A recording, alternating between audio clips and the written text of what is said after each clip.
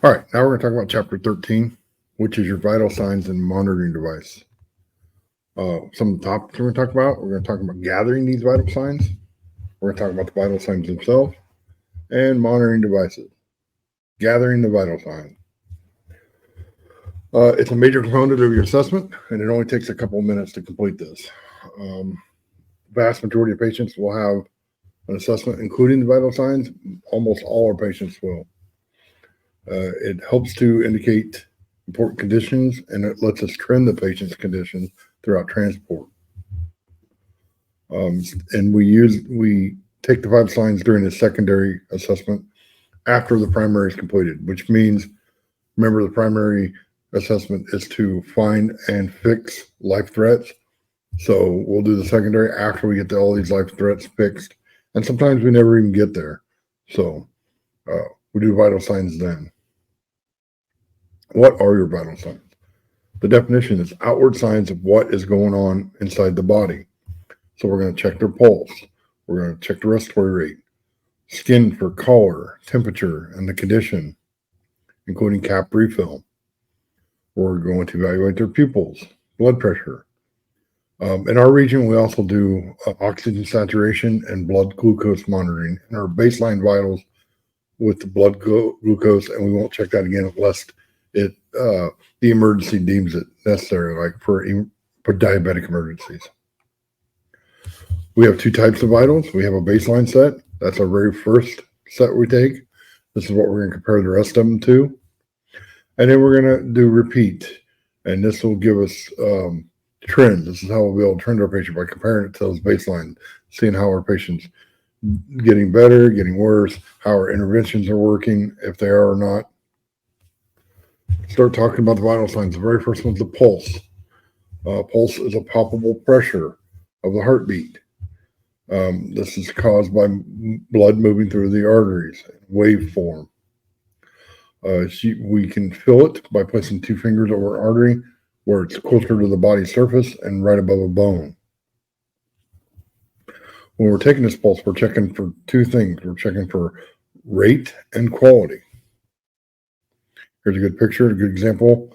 They're telling you here to count for 30 seconds. Once we find a pulse, count it for 30 seconds and multiply it by 2. That'll give us our number of beats per minute. The average adult has a heart rate of 60 to 100 beats per minute. Anything above 100 beats a minute is rapid, and we call that tachycardia. Anything below 60 is slower, and we call that bradycardia. These are two terms that you need to know. Anything tachy means fast or high. Brady means slow. And pulse rate. If we have a pulse rate of 150 or more, we're going to consider this a serious finding. And if we have a consecutive pulse rate of 120 beats per minute or below 50, when I mean consecutive, we're measuring several different pulse rates over a period of time. We're going to consider that a serious finding as well. And remember, during an emergency, it is normal sometimes to find a patient's heart rate a little elevated due to like anxiety of having the emergency. They're sick, they're injured, we're there, they're in an ambulance. That could all raise their anxiety a little, and it will raise their heart rate.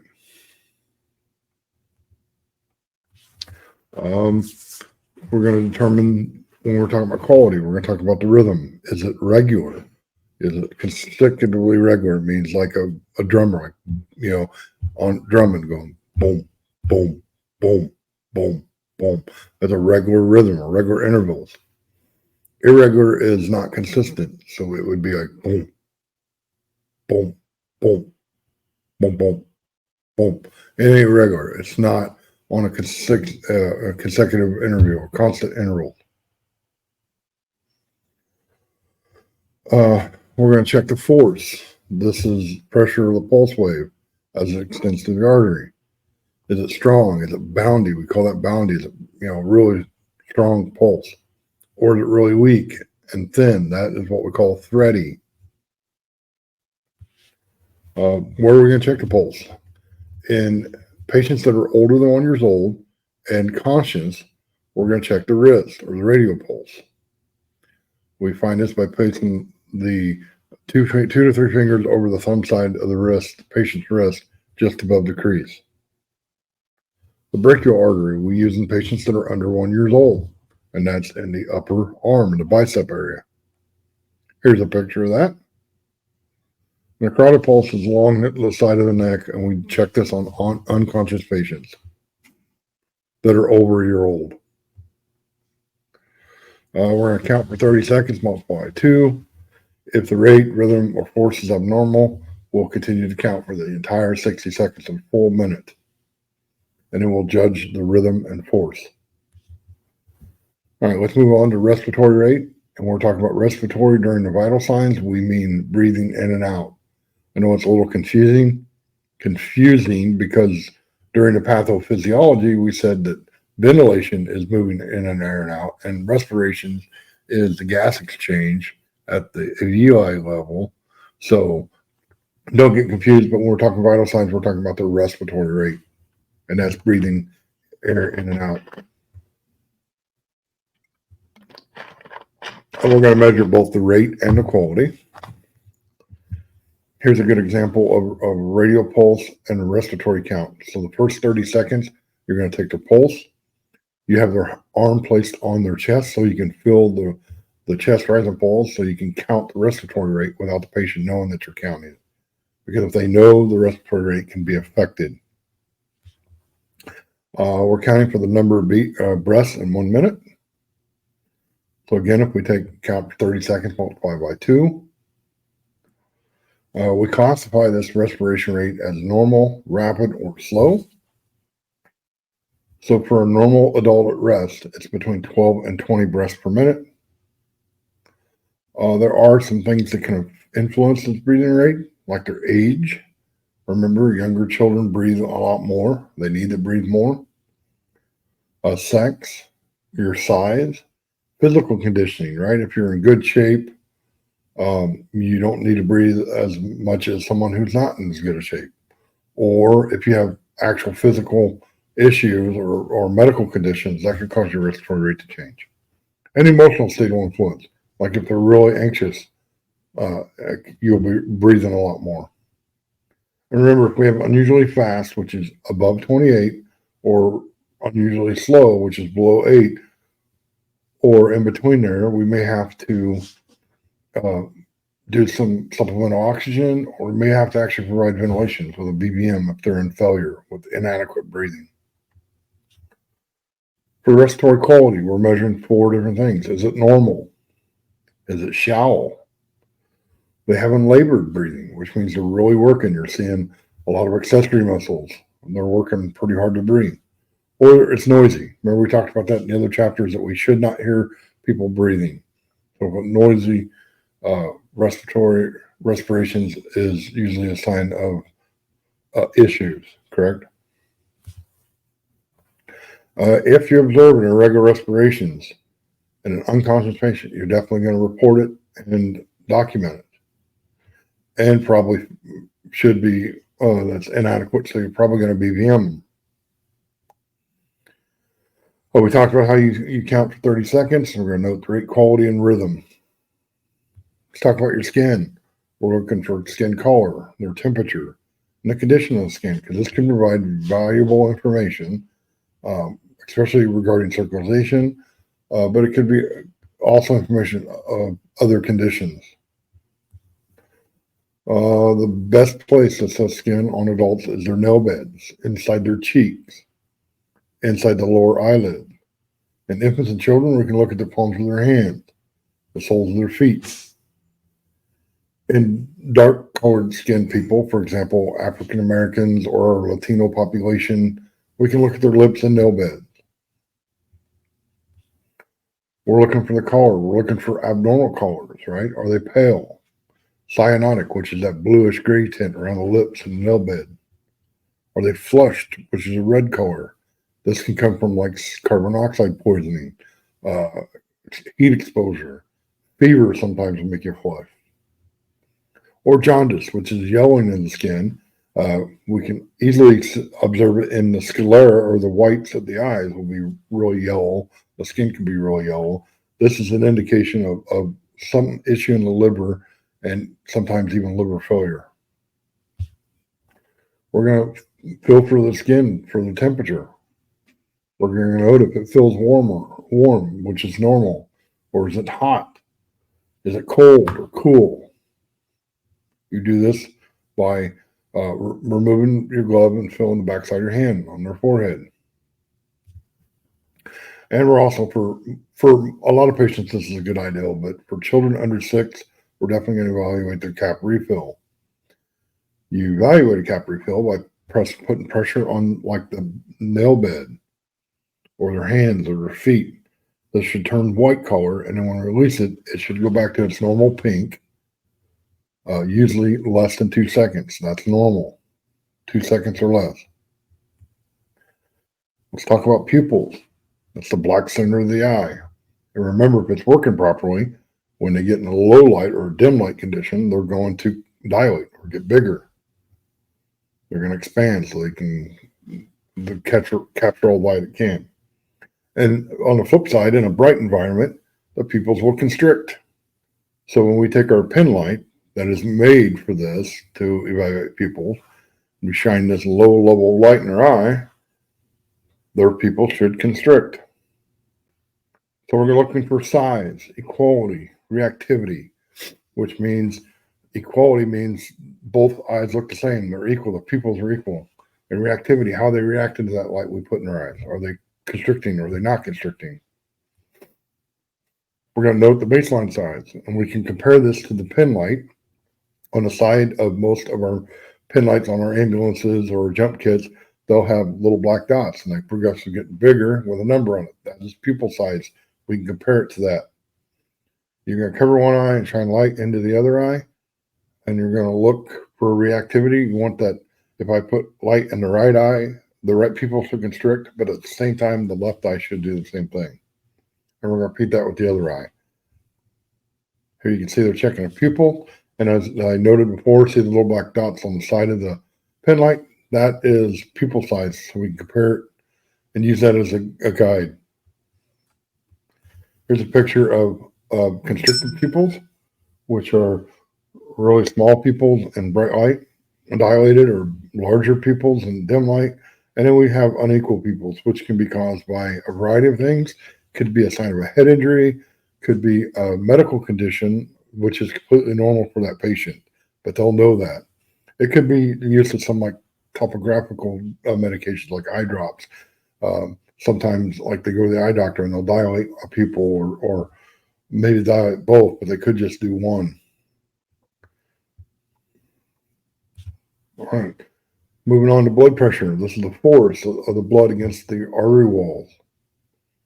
When we measure blood pressure, we're getting 2 numbers. The systolic pressure is when the heart contracts or when there's pressure in the vessels. And the diastolic is when the heart is relaxed and it's refilling. So normal blood pressure for the systolic is going to be 120 and the diastolic is going to be 80. So our number will be 120 over 80. But this is textbook normal. Each individual patient is going to have their own norm. So they may be 130 over 78, and that's their normal. So if we get a reading that's not 120 over 80, we may ask the patient, what's your normal blood pressure? Any change can indicate something very significant, like shock, for example. We measure blood pressure using a sphygmomanometer. I'm going to refer to it as a blood pressure cuff from here on out. And a stethoscope. This cup will cover 2/3 of the upper arm in between the elbow and the shoulder. Here's a nice picture. And as you can see, notice the arrows on there. It says left arm or right arm. We're going to talk about that now. Oops.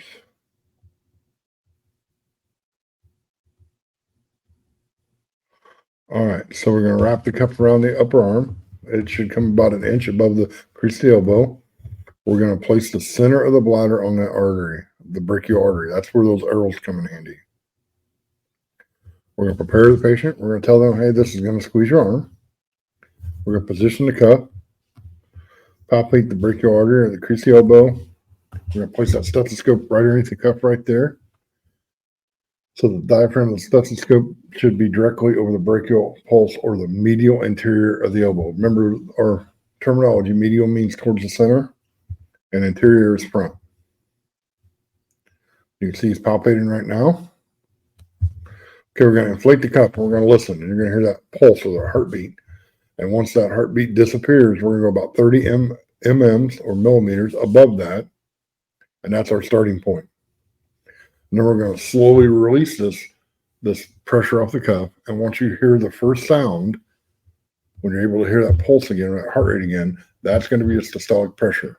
Remember, when you hear it, not when you see it, because the needle on that gauge may start bouncing a little bit prior to that, but we want to go off what our ears hear, not what we're seeing. Now, to get the lower number, the diastolic, we're going to continue letting the pressure off, so you're going to hear that heart rate all through, and all of a sudden the heart rate will disappear. It'll become dull, muffled. That'll be your diastolic reading, and you'll record that measurement. So you pump it up to, you hear the heart rate, you pump it up till it disappears, go 30 above, release the pressure. Once you hear it again, that's your systolic pressure at that point, and you're going to hear it all the way through until you don't hear it again. And at the lower end of it, that'll be your diastolic pressure when it disappears. Sometimes, for some reason, you can't hear a blood pressure through your stethoscope. It's loud in the ambulance. You're in the house, a lot of bystanders talking, you can't hear. So we have to palpate a blood pressure. So you're going to find the radial artery. You're going to put the cuff on, find the radial artery. You're going to inflate the cuff, and when that pulse at the radial artery disappears, you're going to go about 30 millimeters above that, and you're going to slowly deflate the cuff. And once the radial pulse returns, that will be your systolic pressure.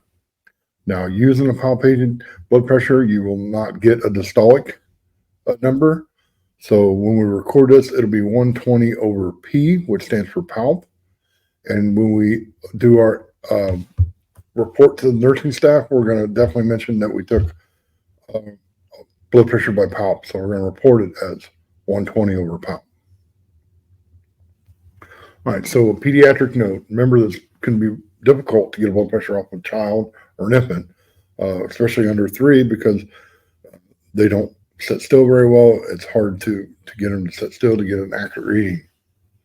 So sometimes it's more useful information can be obtained by observing the conditions such as skin appearance, respiratory distress, or unconsciousness.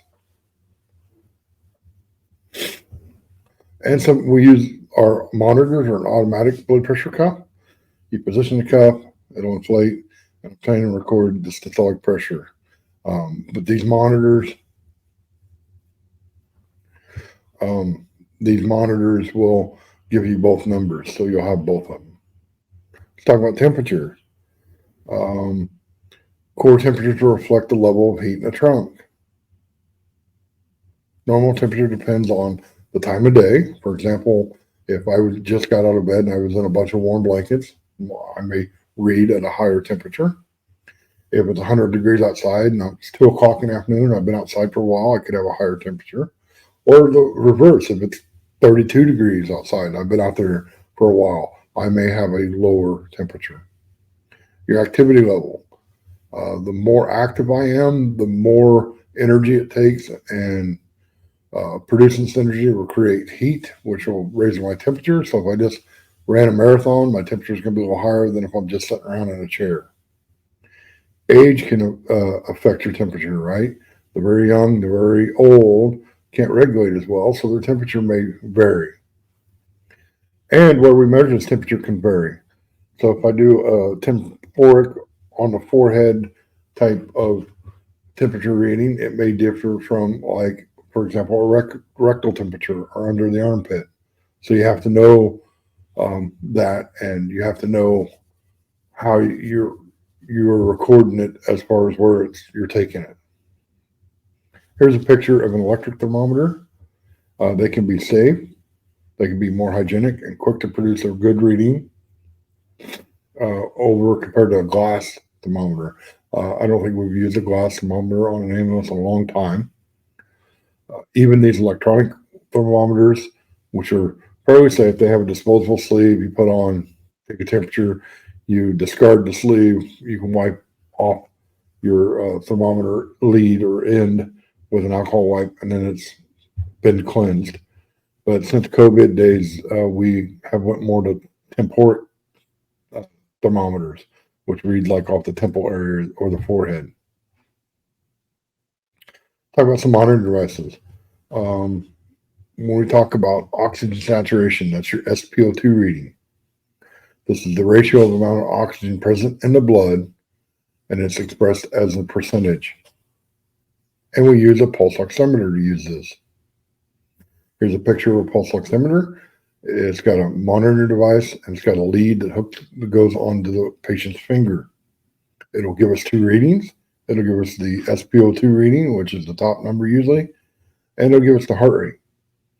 Now, understand that this also comes with just a finger probe. So you can't get one that just goes on the finger and you don't have this big device.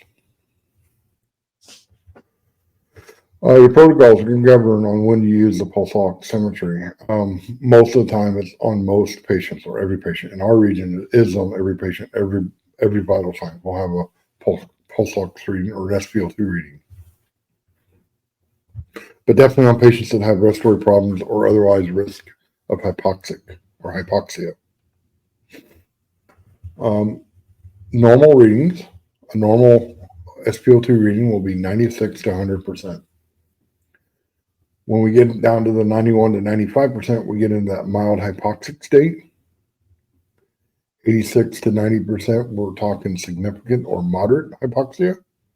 And 85 and below, we classify them as having severe hypoxia. And also remember, it's a monitor, so monitors can be affected. For example, shock or hypothermia. So if we're in shock, our peripheral vessels are being shunted so we can get the blood back to the core, so we don't have as good a circulation. So this will affect the reading. Same with hypothermia. Your circulation is not very well, and you may have a false reading. Carbon monoxide and other poisonings can cause a false reading because carbon monoxide will bind to the hemoglobins a lot faster than oxygen. And remember, this is what it's reading. It's reading the percentage of saturated hemoglobin. And normally that is saturated with oxygen. So you can have 100% reading on a patient that looks cherry red and it be a false reading because of the carbon monoxide binding to the hemoglobin. Excessive movement will cause a false reading. Nail polish, it will not, the infrared light won't be able to penetrate and it'll give you a false reading. So to combat that, we have little nail polish remover wipes, or you can just turn your finger probe to the sideways so it's reading through the side of the finger and not through the nail bed. Anemia can cause a false reading because anemia is the lack of blood iron, which we need to produce hemoglobin. So we may not have adequate hemoglobin, but we get 100% reading because the hemoglobin we do have is 100% saturated. So remember, a pulse oximeter reads the saturation level of the hemoglobin. It doesn't tell me how much hemoglobin we have. And the same way with hypovolemia. With low volume, we still have hemoglobin reading in our system, so we can get a false reading because it determines that yes, the hemoglobin are saturated, but we may not have adequate number of hemoglobin. Talk about blood glucose meters or glucometers, that's what we call them. They measure the amount of glucose in the bloodstream. And they definitely can help identify diabetic emergencies. Here's a picture of a glucometer. It comes with a glucometer, the actual monitor. Above that, you see a little tube with red stripes on it. That is your test strips. You need alcohol preps or alcohol wipes to clean the finger. And then you need lancets to prick the finger. You may need permission from the medical director to use this device, or your local protocols will determine when. Like I said, we do it once on our patient that's not a diabetic, on every patient on our baseline. Now, if they are diabetics, we're going to, do multiple. These monitors have to be calibrated, and they should be stored according to your manufacturer's recommendations. How do we take a blood glucose reading? We prepare the device, the test strip, the lancet. You'll cleanse the finger with alcohol wipe. You'll clean it off really good. Because any residual glucose, like if they've been eating donuts or drinking sodas or whatever, and it's on their finger, that'll give us a false reading. So we're going to clean it off really good. We're going to prick their finger with a lancet or a finger stick. We're going to milk that a little bit so we get a nice, good blood droplet. We're going to apply that blood to the test strip, and then the glucometer is going to analyze it, and it'll give you a reading, a number. Normal levels are usually 70 to 100. And this can depend on your manufacturer's instructions and your local protocols, what they classify normal. And it could be individually based too, because my normal blood sugar could be higher or lower than somebody else's, and that's my normal, and it's fine. So if I get a blood glucose reading of 150 on somebody, according to the book or normal standard, they would be hyperglycemic, but that may be their normal. So we just have to ask the patient if we can. Capnography. Capnography, what it does is measures the exhaled carbon dioxide. We're monitoring the end-tidal carbon dioxide, or EtCO2, and note that normal ranges are 35 to 45 millimeters of mercury. What capnography does is indirectly indicates on how well the tissues are being perfused, how well we're using our oxygen, and how well we're offloading waste. Patients that are breathing, we use a special nasocano that's got a little round bubble-looking thing that when they exhale either through their nose or mouth, it captures this and it measures it. In a ventilated patient, we have this little plastic collar that fits over the ET tube, and then the BVM will go on top of it, and it measures the exhaled CO2. Let's do a little review. You can gain a great deal of information about a patient's condition by taking a complete set of baseline vitals, right? Very important to take baseline vitals. That's how we compare or trend all the other vitals to see how our patient's doing. Are they getting better? Are they getting worse? Are the interventions we doing working? And with these vitals, we're going to check the pulse, the respiratory rate, their skin, their pupils, their blood pressure, their SpO2 reading, and on the first one, we're going to do a glucometer or glucose reading. And that'll vary depending on your region. Remember, become familiar with normal ranges of all these, because if you don't know what normal is, you don't know what abnormal is. So you need to know what normal ranges are. And remember, they vary from adults to children, so you should know the normal ranges for that. Trends in patient conditions will become apparent only when vital signs are repeated. So that's why we have to repeat them. If we don't repeat our vitals, we can't trend it. We don't know how our patient's doing. How often should you repeat that? If we have a stable patient, we're going to repeat them a minimum of every 15 minutes. If it's unstable, we're going to do a minimum every 5. Now, this doesn't mean you can't do it every 2 minutes, every 1 minute, especially on an unstable patient. On a stable patient, if we start doing it multiple times, your patient may start complaining because the blood pressure cuff does squeeze pretty tightly, and sometimes it can get a little uncomfortable. So for a stable patient, 15 minutes is definitely a good goal. For an unstable, we definitely want to do it at a minimum of 5 minutes. Consider if there is time to obtain a vital sign, or if you must wait to obtain them when you're en route. Remember, the vital signs were taken during the secondary survey, and sometimes we may never even get to that point because we're busy with the primary survey or assessments. Consider when to apply the pulse oximeter. Should you apply it with patient with difficulty breathing? Definitely. Without difficulty breathing. In our region, yes. That's part of our vital signs. We do it on every patient. And you have to consider that abnormal vital signs, are they a result of the injury or illness, or is there some other factor, like the patient being really anxious because we're there, or they're having an emergency? Remember that.